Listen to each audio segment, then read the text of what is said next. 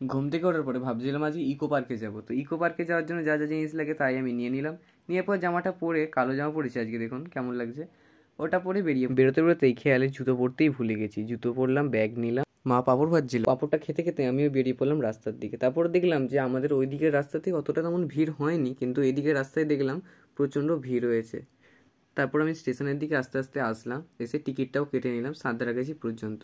আচ্ছা বলুন তো এটা কোন স্টেশন? যদি আপনি আমাকে চেনেন তাহলে ঠিক বলতে পারবেন এটা কোন স্টেশন। এটা বলতে পারে এটা হাওড়া বাগনানের মধ্যেই এই স্টেশনটা পড়ে। তারপর আজকে ছুটির বাজার না, তেমন আজকে ট্রেন তেমন ছিল না, অনেক ট্রেন ক্যান্সেল ছিল। অনেকক্ষণ বসার পরে দেখলাম যে ট্রেন এখনও আসেনি।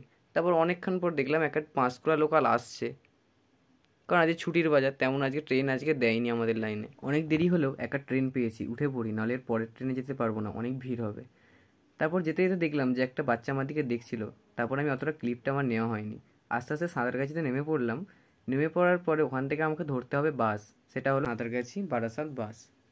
সেখানে যেতে যেতে ভাবছিলাম আমি তো এই নতুন, আমি তো তেমন জানি না, যদি ভালো লাগে আমার ভিডিওটা লাইক, শেয়ার এবং সাবস্ক্রাইব করে দেবেন। আমিও চলে এলাম ইকো পার্কে।